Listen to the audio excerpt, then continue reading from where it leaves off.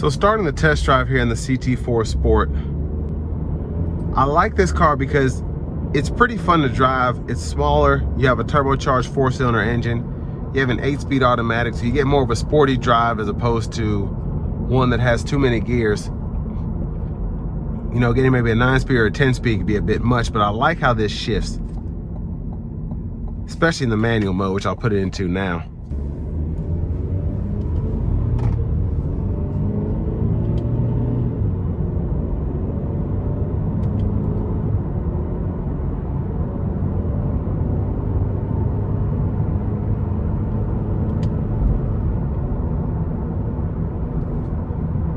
Now I'm gonna give it a little pull here. Here we go.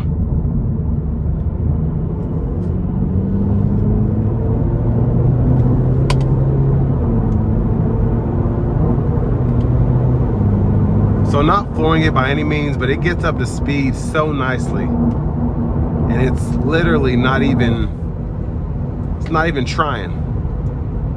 And that was just in the tour mode. So sport mode kind of livens up the driving experience. You tend to be in a lower gear. It wants to shift faster. I should say it wants to downshift faster. A little bit harsher, but it's fun to drive. It really is. Gonna put it back to the tour mode, activate the cruise here. And again, we do have the adaptive cruise. So though this one is a bit pricey for what it is, you get everything here. You have the sunroof, you don't have ventilated seats, but you still have the heated seats, the adaptive cruise control, and then having the dual power seats in the front. You just get everything. I love having the wireless charging pad as well. But that's one of the reasons the CT4V is so much fun to drive. That car is so powerful, even though it only has a twin turbo V6, but where this car is so tiny, you really get a sports car feel with it.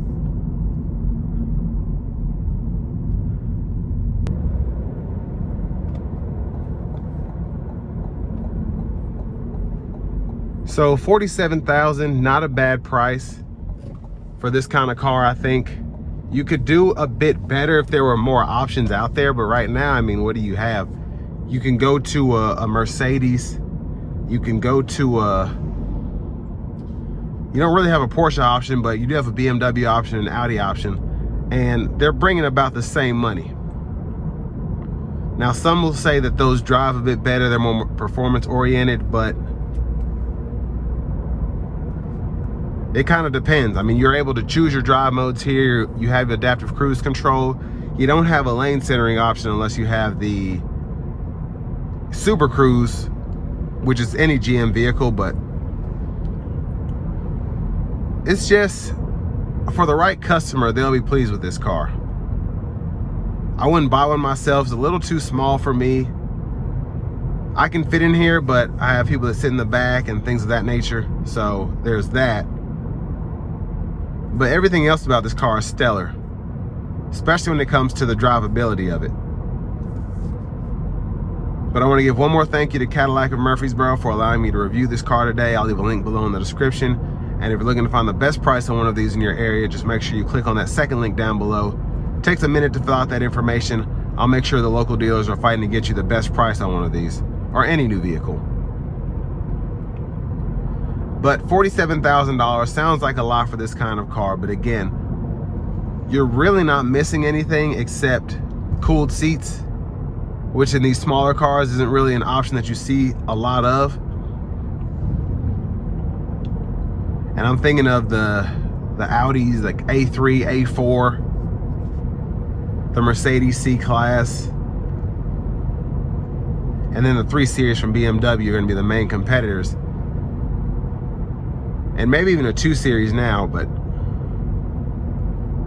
me personally, I prefer the CT5, but the CT4, again, is for that buyer who's not necessarily worried about being able to fit everybody in there.